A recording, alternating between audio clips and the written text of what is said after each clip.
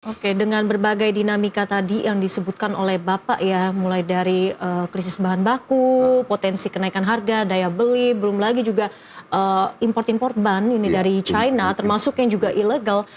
Apa yang sedang mitigasi apa yang juga sedang dipersiapkan oleh industri ban domestik? Apakah cenderung menahan ekspansi atau seperti apa, Pak? wah nggak bisa ekspansi, survive aja udah susah. Oke, sekarang lagi di mode survival begitu ya? Survival dulu. Kalau kita bisa survive, kalau survive kita di krisis ini, semoga cepat selesai ya. Mungkin kita bisa membenahi diri. Tapi kita minta bantuan pemerintah untuk membenahi ini. Kenapa? Kalau nggak ada, karena gini, industri kimia itu mahal dan jangka panjang. Apanya profitnya ya, return on investment, ROI-nya tuh jangka panjang. Oleh Iya. karena itu pemerintah harus bantu dulu. Sementara ini tolong dimasukkan bahan bakunya tuh nggak usah di tax, nggak usah dipajak, dikasih masuk Diberikan dulu. insentif begitu ya, Intensif Pak? dulu biar dia nggak tutup, karena ban ini perlu untuk rakyat, untuk kemarin ini pulang kampung, ambil apa namanya hasil pertanian dari desa ke kota itu Iya, kan semua untuk ban. mobilitas masyarakat ya, Pak. Persis. Tapi kalau kita kembali membahas bahan baku untuk mencapai yang namanya kemandirian industri, apa yang menjadi barrier-nya ataupun juga tantangan bagi kita sendiri untuk industri bahan baku? Apakah itu memang teknologi ataupun juga investasinya yang memang juga cukup besar untuk adanya industri bahan baku ban ini? Bagus sekali pertanyaannya, Bu Ellen. Jadi gini, industri kimia itu besar sekali modalnya dan jangka panjang baru bisa profit, karena dikit-dikit. Nah, untuk ini apa namanya, orang lebih suka bisnis properti yang cepat ya, bikin properti apa namanya retail kan cepat ya. Jadi masyarakat itu tidak akan tertarik untuk membuat industri ban itu kalau Iya. pemerintah nggak bikin insentif. Tapi kalau pemerintah bikin insentif, apalagi kalau pemerintah itu insentifnya dan peraturannya baik, kan pemerintah itu harus Iya. mengatur ya, to Baik. govern. Malah sekarang ini pemerintah baiknya itu membuat, karena belajar dari sekarang ini, bikin industri-industri yang dari energi terbarukan. Bisa.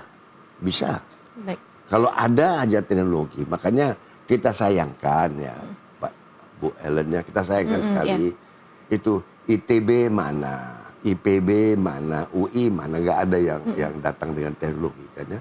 Kalau di Cina itu kan, Len, tidak akan ada pertumbuhan kalau nggak ada inovasi, nggak ada. Sehingga kemudahan apa yang mungkin bisa di-provide oleh pemerintah, mungkin dari sisi tadi bisa saja transfer teknologi, mungkin untuk bisa membangun industri tadi ya, kimia yang menjadi salah satu bahan baku dari ban ini. Betul, sehingga kita bisa berdiri di atas kaki sendiri ya, berdikari ya. Jadi ini nggak ada. Kemudahan apa saja yang menurut Anda ini bisa diberikan oleh pemerintah? Kasih insentif oleh pemerintah mendirikan industri kimia. Dua, ya, dan antara itu harus turun segera untuk membantu industri-industri ini berbangkit, karena ini sudah saya katakan, ini industri ini mahal sekali dan jangka panjang profitnya, oleh karena itu dia perlu datang. Yang ketiga itu adalah menertibkan juga impor ilegal, karena impor ilegal nggak bahaya impor ilegal itu adalah kita bikin ban tuh nggak dibeli orang kan, jadi barang ini ya. Baik. Lalu ketika ada masuknya import ban dari China, ini kan artinya kan membuka opsi juga ya untuk konsumen. Apakah memang juga sudah ada pergeseran perilaku dari konsumen yang juga lebih memilih untuk import ban dari China ini? Bagus gini, konsumen Indonesia itu dia itu sensitif terhadap harga. Jadi Cina dia itu kualitas nomor 2. Yang penting mobil saya ada bannya. Disinilah menangnya Cina itu. Dia walaupun dia nggak ada 2 negara itu, Cina sama India masuknya ban-ban itu. Nah mereka itu banting aja harganya. Pokoknya ya kayak tekstil lah ya, tekstil sepatu karet itu kan dibanting harganya dari Bangladesh, batu di Vietnam sama, bannya juga sama. Cuman bahayanya ban itu Bu Ellen, Iya. kalau dia nggak jaga standarnya, kalau nggak dia jaga mutunya, ban itu lihat aja kecelakaan ketahui barusannya. Sangat sensitif terhadap kecelakaan. Jadi harus dijaga. Jaga standar dan standarnya itu, kualitasnya. dan ya, kualitasnya ya, itu. Namun kalau kita mungkin sedikit melihat untuk sektor otomotif, Pak, ini kan juga sepertinya ada proyeksi perlambatan di sektor otomotif yang juga lagi-lagi daya beli. Apakah Betul. ini juga akan semakin menggerus industri ban tanah air? Sudah. Sudah terlihat. Sudah. Jadi Iya. gini, ban itu kami kurang lebih 15% untuk OE. OE namanya sektor otomotif.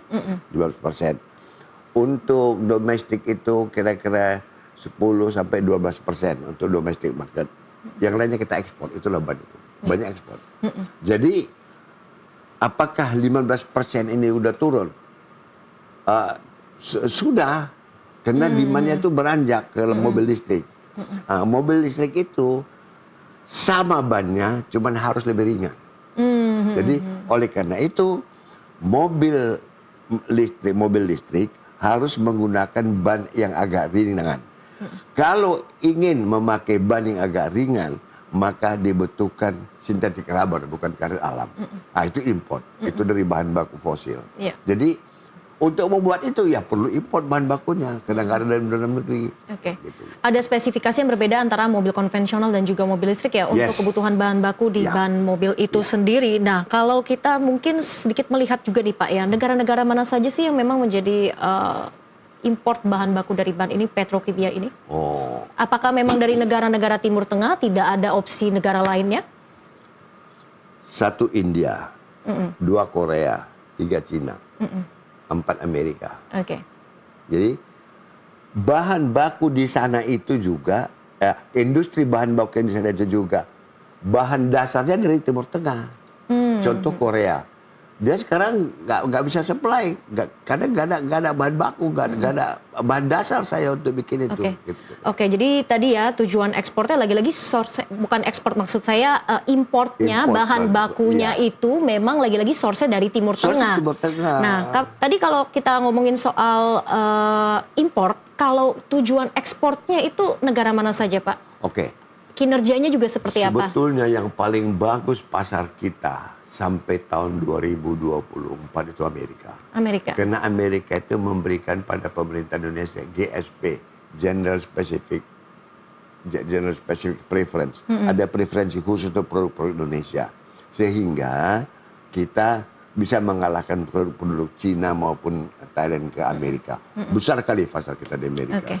Tapi sesudah adanya Trump ini dengan segala macam tarifnya itu, sekarang pasar kita mau bergeser, kita sekarang lagi mengarah ke Eropa dan Afrika. Oke.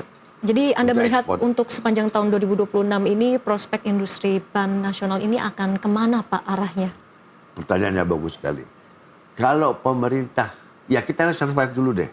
Yang penting survive dulu. Dulu sampai akhir perang ini, ya. Kalau sudah kita survive akhir perang ini, baru kita cari akal-akalan. Karena gini, sebetulnya banyak sekali industri-industri bahan baku yang dari fosil itu bisa digantikan oleh komoditas, misalnya ya, rubber processing oil (RPO) itu bisa dari CPO. Jadi diversifikasi begitu ya? Diversifikasi. Oke. Nah, cuman butuh teknologi. Butuh teknologi ya siapa ya? Perguruan tinggi lah ya. Ini perguruan tinggi kita kan nggak bungkem aja, nggak ada kemajuan. Oke, baik ya, itu yang menjadi salah satu catatan agar bisa mandiri secara industri bahan baku ya tentunya ya. Baik, terima kasih Bapak Abdul Aziz Pane selaku Ketua Umum Asosiasi Perusahaan Ban Indonesia atas waktunya sudah bergabung bersama kami di Nusantara Economic Update. Sehat dan sukses selalu Pak. Terima kasih, Helen. Terima kasih para Terima kasih. Dan pemirsa, dialog tadi juga sekaligus menjadi penutup perjumpaan kita hari ini. Ekonomi bukan sekedar angka, tapi nafas kehidupan kita semua. Dari pasar tradisional hingga industri digital, dari rakyat kecil hingga kebijakan besar. Semua saling terhubung. Saya Leng Gracia, pamit undur diri. Terima kasih dan sampai jumpa.